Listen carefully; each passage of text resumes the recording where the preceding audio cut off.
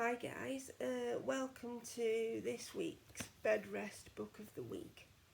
And this is an interesting one. It was actually a print book I read on, I think it was iBooks, but it is also available on Amazon as well.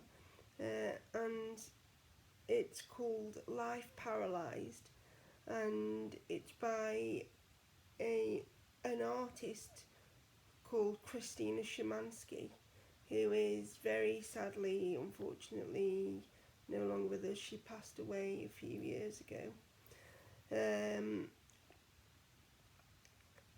This book, I think, originally grew out of a blog that she used to write after she had a diving accident just after she qualified as an art teacher.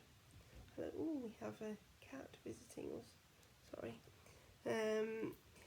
She was at a party and had a horrendous diving accident where she dived into a shallow swimming pool at a relative's house, and she was paralysed from the neck down. I think she's a C4, C5.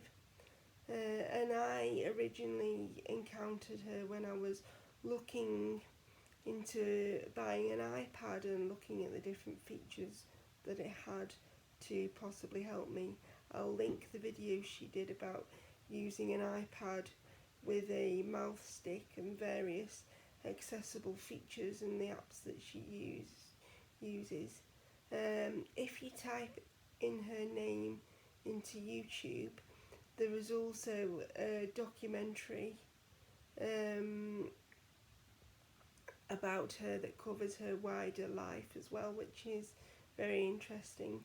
The book I found very sad. It sort of covered the life immediately before the accident she had and then the life after, where she was in hospital rehab and then residential care, followed by living in the community with various assistance from programs in the USA. She was also a member of the Foot and Mouth Painters Association, and she painted some fantastic things. The thumbnail on this book is a picture that she painted. The thumbnail on this video is a picture that she painted for her book, and I think it's amazing. She painted some pictures exploring her life living with paralysis, and they are really amazing, and I strongly advise you to both read the book. I mean, it's very sad in parts, and it feels sort of sadly repetitive, but it's still a good read with all the problems that Christina encounters, both by way of being from a family that is both blended, and her parents are also divorced, so she encounters some problems dealing with the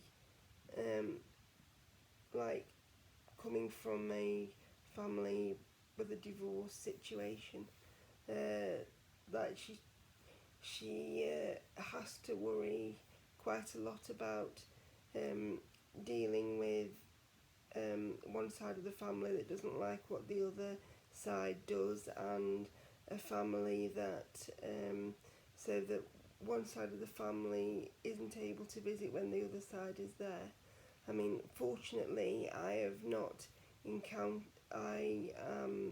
My parents, my mum has passed away now, but my parents were together from the age of 12 until my mum died 5.5 years ago.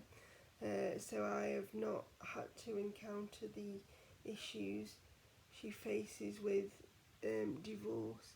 So that was quite enlightening, and also sad that people weren't able to overcome their personal problems to help her deal with her sort of horrific situation.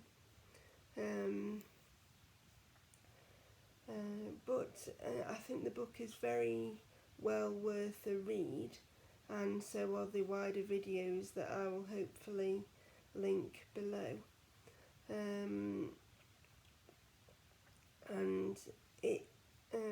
she's just a really interesting person to read and find out about, and I wish with all my heart that she was still alive, because I think she'd have a lot to teach us. And I think her case also brings up issues of sort of giving or helping people to have a life that they consider is worth living. Christina wished dearly to go back to teaching her elementary school class, but was unable to do so because funding and aid would have or was impossible, because she was unable to physically. She needed help to demonstrate things within the classroom. She would have needed a full-time aide, and also because of a high level of support needs, this was deemed impractical by the school district she worked for, and I think this led to a lot of depression. Christina also blamed herself for going to a party and drinking, and then the accident happening in the first place, which I thought was very harsh of her to do. But then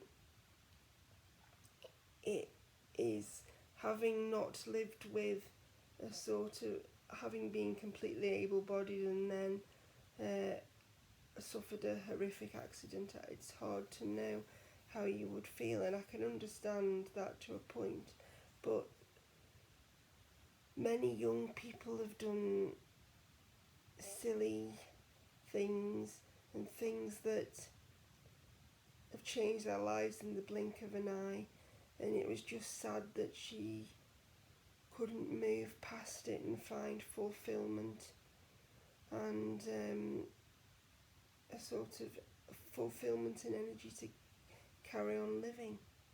I have been in that deep, dark place, and I can honestly say that a few years ago, if the option would have been there for me to end my life in some way, I would probably have done it. And in many ways, I couldn't have done that to my family, which was what sort of put the brakes on that for me. And I can't imagine being in a place where I could have sort of knowingly left my family in that way. But she did, and I hope that she found peace in the next life or whatever is out there. And I hope that the case serves as a means by which people who have significant support needs and who experience disability and trauma, I hope that it highlights the need for proper funding of care and support services to allow people to engage in a meaningful quality of life, and also that, good psychiatric and aftercare for people who experience trauma and life-changing disability. So I hope that you find the book a good read. I'll put a link to the Kindle book version, but it's also available on iBooks. And if you have difficulty reading the print version, if you go into the accessibility section in your Kindle or iBooks, and you can swipe 2 fingers down the text and it will read the book to you. And they've got some fantastic electronic voices that make listening to the text a fairly enjoyable experience. I still enjoyed reading the book even though it wasn't in a conventional audiobook format.